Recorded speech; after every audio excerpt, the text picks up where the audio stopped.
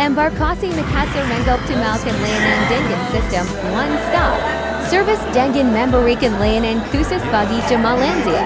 Setiap tahun peningkatan kualitas layanan terhadap jemaah calon haji. Tetap memakai One Stop Service.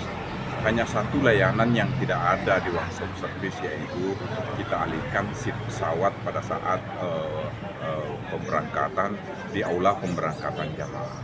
Dan alhamdulillah sekarang ini sudah proses semua kelengkapan jamaah sudah diberikan di aula penerimaan atau aula araf.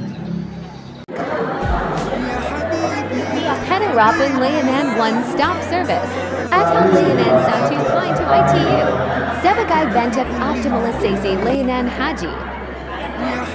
Menunggu kurang lebih 8 tahun karena saya ini ditarik sama lansia. Saya sebagai pendamping lansia.